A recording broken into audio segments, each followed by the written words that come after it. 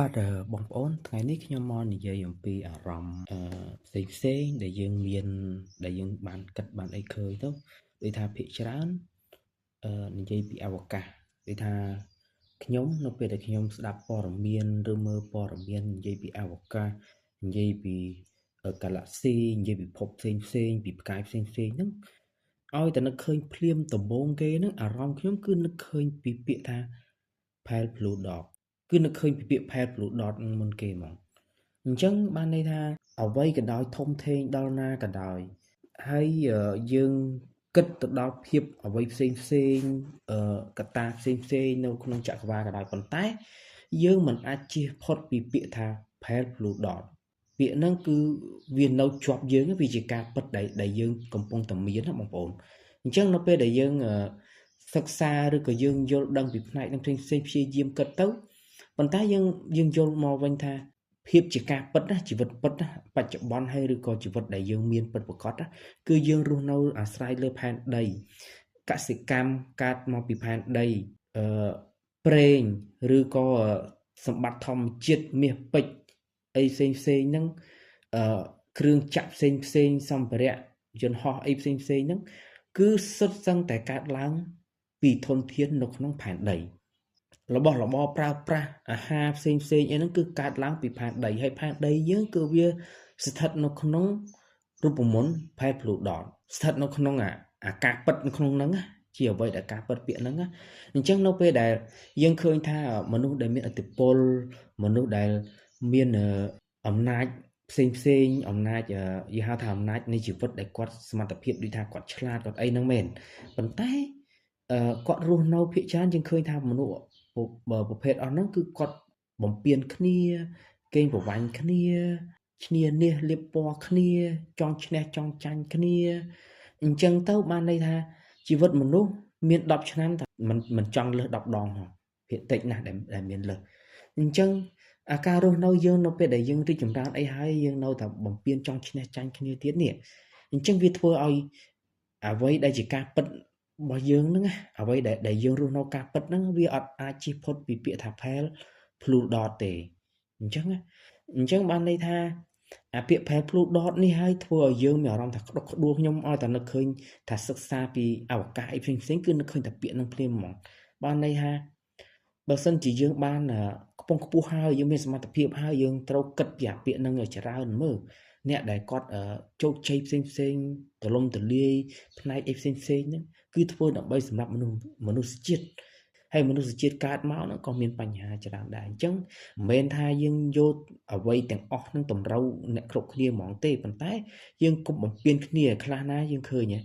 មានប្រដាប់អាវុធអីផ្សេងមានបំពេញដល់ជីវិតមនុស្សអីផ្សេងមិនគោរពច្បាប់អីផ្សេងបំពេញច្បាប់អីផ្សេងមានហិង្សាខូខើឃាតកម្មអីផ្សេងហ្នឹងយើងចង់សម្ដៅលើអាភាពដែលវាលើសលប់អាភាពដែលវាខូខើពេកដែលមិនគួរនឹងកើតមានណាយើងគួរតែលះបង់គួរតែជ្រៀកជាអានឹងឲ្យបានណាបើសិនជាជាក់ស្ដែងខ្ញុំមានបទពិសោធន៍ផ្ទាល់បើសិនជាជាក់ស្ដែងថាយើងពិបាកនៅក្នុងបដិបត្តិនឹងនៅក្នុងមជ្ឈដ្ឋាននឹងហើយយើងលះបង់ផ្សេងមកឲ្យតែជីវិតយើងបានរីកចម្រើនទៅថ្ងៃមុខទទួលបាននូវភាពវិជ្ជមានវិញយើងសុខចិត្តលះបង់ឲ្យផ្សេងផ្នែកមួយនៃជីវិតដូចជាស្នេហាឬក៏សាច់ញាតិបងប្អូនអីនៅក្នុងតំណែងតំណងអីផ្សេងបើសិនជាទទួលបានភាពអវិជ្ជមានហើយជ្រៀកជៀសហ្មងទៅអញ្ចឹងដើម្បីឲ្យពិភពលោកដែលយើងកំពុងរស់នៅតទៅមុខទៀតនឹងវាទទួលបានភាពវិជ្ជមានចំពោះយើងព្រោះថាបើសិនជាយើងនៅចង់ឈ្នះចង់ចាញ់នៅបំពេញនៅអីហ្នឹងតើវាបានផលអីច្រើនតទៅមុខទៀតព្រោះយើងអមតៈដល់ពេលណាវាអញ្ចឹង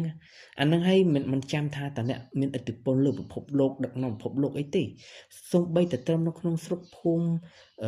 គ្រួសារអីហ្នឹងបើសិនជាយើងឃើញភាពអវិជ្ជមានកើតឡើងនៅក្នុង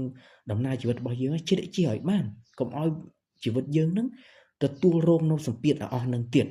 អញ្ចឹងហើយខ្លួនឯងក៏កុំប្រព្រឹត្តកុំបង្កើតវាឲ្យមានអញ្ចឹងយើងចាប់ផ្ដើមពីភាពវិជ្ជមានលះបង់កាត់ផ្ដាច់ពីភាពខុសខើហ្នឹងគឺផ្ដើមពីខ្លួនឯងពីបុគ្គលមួយភ្លាមនឹងឯងរហូតទៅដល់មនុស្សមានឥទ្ធិពលអីហ្នឹងអញ្ចឹងឲ្យតែថាឃើញយើងសិក្សាទៅក្នុងកាឡាក់ស៊ីចក្រវាឡផ្សេងធំជាងនឹងទៀតទៅណាទៅណីទៀតមិនមែនប៉ុន្តែ ជីវិតដែលយើងអាចទទួលបានពិតប្រាកដមែនគឺយើងកំពុងស្ថិតនៅពីពាក្យថាផែនភ្លូដតអញ្ចឹងណាបងប្អូនអញ្ចឹងពាក្យនេះគឺមានអត្ថន័យជ្រាលជ្រៅណាស់មានតម្លៃណាស់សម្រាប់ការគិតពិចារណាឲ្យរស់នៅព្រោះថាយើងបើសិនជាយើងគិតពីលើផែនដីយើងមានជីវិតវាមានច្រើន 8000 លានអ្នកជាងអញ្ចឹងណាយើងថាច្រើនក៏ប៉ុន្តែវានៅលើផែនដីតែមួយហ្នឹងផែនដីហ្នឹងគឺមានតែមួយដុំមួយគ្រាប់ចំណុចដ៏តូចល្អិតហ្នឹងអញ្ចឹងគឺដូចតែជាភាពឯកាដែរទេអញ្ចឹងអារម្មណ៍យើងដែលយើងបានមានហើយយើងកើតមកហើយយើងត្រូវរកសេចក្តីសុខឲ្យខ្លួនឯងនិងមនុស្សដែលនៅជុំវិញខ្លួនអញ្ចឹងហើយខ្ញុំយល់ដែរបងប្អូនថាជីវិតមានទុក្ខលំបាកអីផ្សេងផ្សេងអាហ្នឹងគឺជាជីវិតច្បាប់នៃធម្មជាតិដែលគាត់កើតមកតាក់ទងរឿង IQ CQ EQ របស់គាត់ដែលគាត់មានដូចថាឥឡូវគាត់ទៅធ្វើការហត់នឿយសកម្មភាពផ្សេងអីជាងអ្នកផ្សេងដែលគាត់សំណុកជាងអីចឹងអាហ្នឹងគឺជាធម្មជាតិដែលគាត់សមត្ថភាពដែលគាត់សិក្សាឬគាត់ធ្លាប់រស់នៅអីចឹងទៅអាហ្នឹងទទួលបានជីវិតគាត់បែបហ្នឹងខ្ញុំយល់ក៏ប៉ុន្តែអ្វីដែលយើងត្រូវគិតហ្នឹងយើងត្រូវជ្រាបជាពីភាពហិង្សាព្រោះថាមានបុគ្គលខ្លះគាត់ខ្ពង់ខ្ពស់ក៏ដោយតែគាត់មានភាពអាណាធិបតេយ្យផ្សេងអាណាចារ្យផ្សេងហិង្សាខូខើអីហ្នឹងហើយបំពេញគ្នាដូចជាសង្គ្រាមប្រទេសមួយទៅប្រទេសមួយអីចឹងទៅញ៉ាំមកដល់នេះហើយរកសេចក្តីសុខឲ្យគ្នាដើម្បីបង្កើតសេវាកម្មផ្សេងដើម្បីជាភាពរស់នៅសុខសាន្តប្រជាជនមនុស្សលោកហើយយើងមានហានិភ័យទៀតនៅពេលដែលយើងខូខើទៅវាអាចប៉ះពាល់ដល់ផែនដីទៀតណាឡូវមិនដូចពីមុនទេនៅពេលដែលយើងមានភាពហិង្សាផ្សេងសង្គ្រាមផ្សេងលើពិភពលោកវាប៉ះពាល់ដល់ពិភពលោកប៉ះពាល់ដល់មនុស្សជាតិទាំងមូលតែម្ដងអញ្ចឹងគឺជីវិតខ្លួនឯងគឺក្រុមគ្រួសារខ្លួនឯងសាច់ញាតិខ្លួនឯងអនាគតរបស់ត្រកូលរបស់ខ្លួនឯងទៅមុខទៀតនេះវាប៉ះពាល់វាមានបញ្ហាដល់មនុស្សជាតិអញ្ចឹងហើយបើថាមានបញ្ហាហើយដល់ប្រមាណពាន់លានឆ្នាំទៀតដែលវាអាចប្រកបដីវិញគិតទៅមានតិចទេគឺច្រើនហើយมันប្រកាសថាអាចមានមនុស្សជាតិវិញផងបើសិនជាបាត់បង់មនុស្សជាតិពីផែនដីទៅដោយសារតែការសង្គ្រាមបំផ្លាញគ្នាផ្ទុះអាវុធគ្រាប់ធំអីហ្នឹងអាហ្នឹងគឺអញ្ចឹងហើយអ្នកដែលគាត់ខ្ពង់ខ្ពស់អ្នកដឹកនាំពិភពលោកកាន់កាប់អំណាចធំកាន់កាប់សិទ្ធិធំគួរណាស់តែគិតដល់អារឿងហ្នឹងមិនគួរណាថាគិតរំរងពីចំណុចហ្នឹងចំណុចគំនិតហ្នឹងអារឿងហ្នឹងมันពិបាកគិតដល់ទេប៉ុន្តែវាសំខាន់ណាស់វាសំខាន់ក្នុងការរស់នៅរបស់មនុស្សជាតិណាធ្វើឲ្យយើងយល់ដឹងពីតម្លៃនៃជីវិតតម្លៃគុណធម៌តម្លៃសច្ចធម៌តម្លៃសិលធម៌ការដឹកនាំសិលធម៌របស់យើងអញ្ចឹងណាបងប្អូនហើយខ្ញុំពេលខ្លះគ្រាន់តែពិបាកចិត្តអីហ្នឹងគេបំពេញបាត់គេថាយើងនៅពេលដែលយើងពិបាកចិត្តទៅយើងសង្ងំយើងមិនសកម្មភាពអីផ្សេងរីកចម្រើនអីផ្សេងហ្នឹងដែលយើងមួយរយៈហ្នឹងគេថាយើងមិនកើតមិនកំណើតមិនអីហើយគេថាស័យប្រសាទថាអីផ្សេងហ្នឹងខ្ញុំតែនិយាយពាក្យចំណុចហ្នឹងព្រោះថាអាហ្នឹងវាមានឥទ្ធិពលវាផ្ដល់ផលអវិជ្ជមានច្រើនកន្លងមកចំពោះខ្ញុំហើយខ្ញុំក៏ឃើញថាបងប្អូនយើងច្រើនរាល់ថ្ងៃហ្នឹងឃើញព័ត៌មានផ្សាយច្រើនពីអ្នកដែលគាត់មានសម្ពាធអ្វីផ្សេងទាំងអស់ហ្នឹងអញ្ចឹងខ្ញុំមានបទពិសោធន៍ខ្ញុំឧស្សាហ៍យកមកនិយាយលើកតែចំណុចហ្នឹងមកទៅព្រោះថាអាហ្នឹងវាបើយើងអត់បាច់កែប្រែបានទេបំផ្លាញគ្រប់យ៉ាងអាការដែលបង្កើតហិរញ្ញវត្ថុបង្កើតសេដ្ឋកិច្ចក្នុងខ្លួនក្នុងគ្រួសារយើងផ្ទាល់ហ្នឹងក៏វាមានបញ្ហាដែរនៅពេលដែលយើងទទួលសម្ពាធពីមជ្ឈដ្ឋានពីបងប្អូនសាច់ញាតិឬក៏អ្នកដែលយើងស្គាល់អានឬក៏អ្នកដែលយើងស្រឡាញ់ហ្នឹងណាធ្វើបាបយើងអញ្ចឹងជាក់ស្ដែងយើងស្រឡាញ់បុគ្គលនឹងមួយយើងរស់នៅគៀកបុគ្គលនឹងមួយមិនថាបងប្អូនឬស្នេហាទេគឺដើម្បីសេចក្តីសុខដើម្បីអនាគតដើម្បីភាពរីកចម្រើនដើម្បីខ្ពង់ខ្ពស់ដើម្បីភាពសុភមង្គលជាមួយគ្នាប៉ុន្តែវាទៅជាបញ្ហាវិញហើយអាបញ្ហាហ្នឹងមិនមែនយើងបង្កើតឡើងទេគេជាអ្នកបង្កើតឡើងហើយគេជាអ្នកព្យាយាមបំផ្លាញសេចក្តីសុខដែលយើងចង់ឲ្យគេមានវិញវាទៅជាអញ្ចឹងណាបងប្អូនអាហ្នឹងហើយជាចំណុចសំខាន់បំផុតដែលយើងត្រូវជ្រាបជាដែលយើងគួរតែនឹកឃើញដល់ថាពាក្យថា Pale Blue Dot ហ្នឹងអញ្ចឹងវាកើតឡើងពីអាខ្លួនយើងបុគ្គលផ្ទាល់ខ្លួនដែលយើងអាចជ្រើសយកដែលអាចប្រព្រឹត្ត ដែលយើងអាចស្ថិតក្នុងកន្លងនឹងបានពីភ្លាមនេះពីខ្លួនឯងនេះរហូតទៅដល់បុគ្គលដែលមានអំណាចកាន់កាប់លើពិភពលោកអញ្ចឹងចំណុចហ្នឹងហើយគឺយើងត្រូវអប់រំខ្លួនឯងនឹងដែរហ្នឹងណាអប់រំអ្នកដែលនៅចិត្តដែលគាត់អូសទាញគាត់ដើម្បីឲ្យគិតវិជ្ជមានហើយបើថាស្រឡាញ់គ្នាហើយត្រូវរកគ្នាហើយចិត្តយកគ្នាហើយយល់ចិត្តគ្នាមើលថែផ្លូវចិត្តគ្នារស់នៅគឺដើម្បីជាមេឃធៀងគ្នាយោងគ្នាទៅវិញទៅមកមិនមែនដើម្បីជាដាក់សម្ពាធបំពេញធ្វើបំផ្លាញសេចក្តីសុខសុភមង្គលក្នុងខ្លួនរបស់បុគ្គលនឹងទេបុគ្គលដែលជាភាគីនៃមេឃធៀងជីវិតយើងទេដែលនៅជាមួយគ្នាគេងអោបគ្នារស់នៅជាមួយគ្នាជាបងប្អូនជាអីហ្នឹងអាហ្នឹងគឺវាអញ្ចឹងបងប្អូនហើយជីវិតយើងរស់នៅយើងមានតែបុគ្គលហ្នឹងឯងដែលស្និទ្ធជាងគេក្នុងមួយជាតិហ្នឹងហើយចុះបើយើងបំពេញគ្នាយើងចង់ឈ្នះចាញ់គ្នាទៅហើយឈ្នានេះបំពេញគ្នាបំផ្លាញអារម្មណ៍គ្នាបំផ្លាញសេចក្តីសុខអារម្មណ៍គ្នាតើយើងមានន័យអីក្នុងជីវិតហ្នឹងតើយើងមានន័យតម្លៃអីដែលសំខាន់ចំពោះក្នុងជីវិតបើយើងរស់នៅដើម្បីតែបំណងធ្វើតែប៉ុណ្្នឹងហ្នឹងវាអត់អស្ចារ្យវាអត់មានន័យអត់មានតម្លៃអីវាមិនមែនជាធនធានសម្រាប់ប្រទេសជាតិសម្រាប់សង្គមគ្រួសារសម្រាប់ពិភពលោកបានណាអ្នកដែលគាត់រស់នៅក្នុងផ្នត់កម្រិតហ្នឹងណាហើយអ្នកខ្លះនៅពេលដែលជួបហើយរើសឹងពាក់កណ្ដាលជីវិតរើមិនចង់ផុតដូចខ្ញុំអញ្ចឹងបាត់បង់អ្វីគ្រប់យ៉ាងច្រើនពិសេសគឺជីវិតមនុស្សដែលយើងធ្លាប់ស្រឡាញ់ធ្លាប់អីអញ្ចឹងហើយ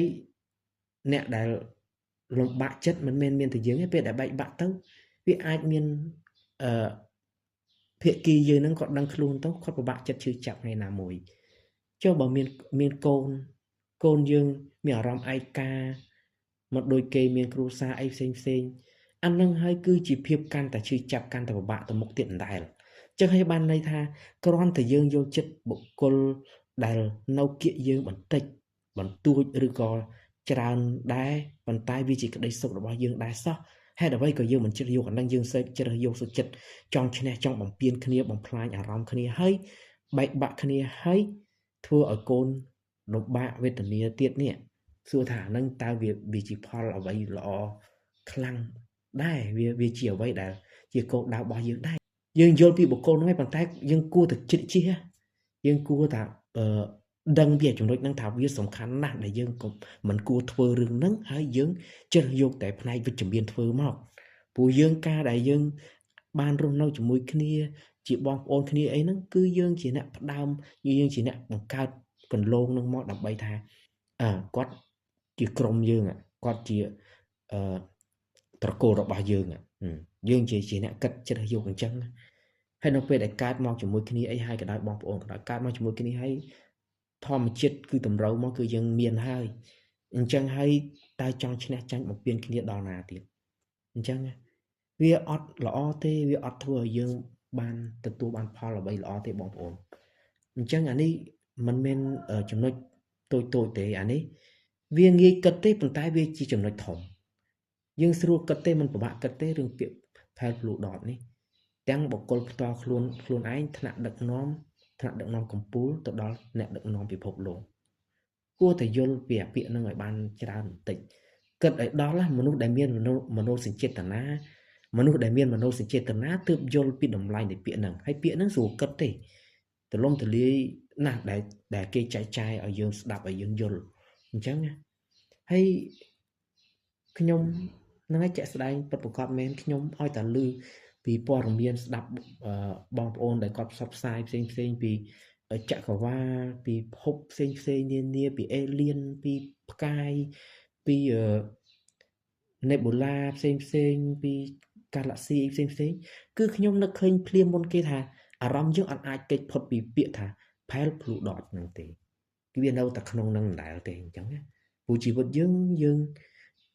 នៅលើផែនដីទោះចំណេះដឹងយើងសិក្សាដល់ណាក៏ដោយប៉ុន្តែជីវិតយើងជាក់ស្ដែងយើងរស់នៅលើផែនដីរស់នៅជាមួយនឹងមនុស្សជាតិ 8,000 លាននាក់អញ្ចឹងហេតុនេះហើយគោលបំណងក្នុងវីដេអូនេះខ្ញុំចង់ឲ្យបងប្អូនដែលគាត់បានស្ដាប់វីដេអូនេះគាត់គិតបែបវិជ្ជមានធ្វើល្អគិតសច្ចធម៌គុណធម៌សិលធម៌នឹងឲ្យមាននៅក្នុងខ្លួនចេះដឹកនាំសិលធម៌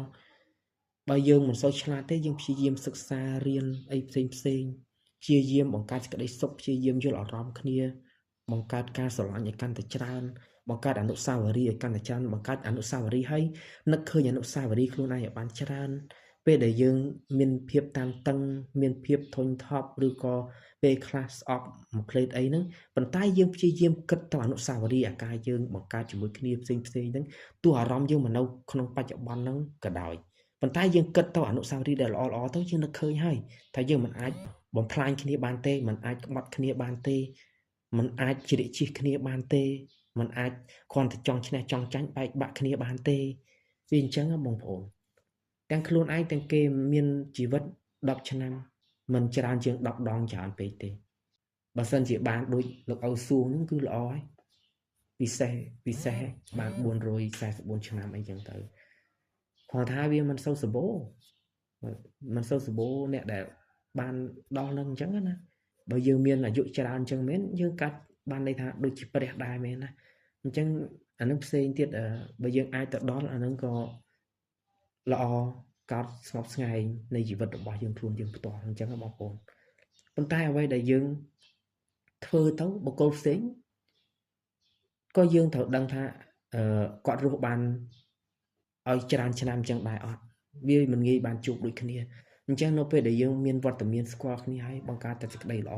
ពពលគ្នាធ្វើរឿងល្អៗទៅរីកចម្រើនហើយកុំថាយើងធ្វើអញ្ចឹងដោយសារតែពិបាកចិត្តពេកតល់ពេកពិបាកចិត្តតល់មិនក៏វាមិនអត់មានផ្លូវជាវិជ្ជមានគិតឃើញទេឲ្យតែយើងចង់ធ្វើឲ្យតែយើងចង់ដើរកន្លងឲ្យតែយើងចង់ប្រព្រឹត្តនៅលើកន្លងត្រឹមត្រូវគឺយើងនឹងទទួលបានហើយបងប្អូនអញ្ចឹងវីដេអូហ្នឹងគឺចង់ឲ្យយើងធ្វើល្អរស់នៅសេចក្តីល្អទោះពេលខ្លះអ្នកដែលគាត់ខ្ពង់ខ្ពស់រីកចម្រើនទាំងផ្នែកហិរញ្ញវត្ថុអីក៏ដោយប៉ុន្តែបើថាអត់គិតឃើញត្រង់អាតម្លៃនៃគុណធម៌តម្លៃនៃសច្ចធម៌ហ្នឹងទេណានៅតែបំផ្លាញដល់ខ្លួនឯងអ្នកខ្លះខ្ពង់ខ្ពស់ឲ្យធ្វើរឿងមិនគប្បីផ្សេងមានបញ្ហាផ្សេងជាប់ខំជាប់អីផ្សេងទៀតក៏មានដែរណាបំផ្លាញខ្លួនឯងហ្នឹងឃើញអត់អញ្ចឹងហើយបំផ្លាញខ្លួនឯងមូលហេតុអីវាប៉ះពាល់ទៅដល់ជីវិតគេដែរណោះវាប៉ះពាល់ដល់សេចក្តីសុខគេដែរណោះបានខ្លួនឯងមានបញ្ហា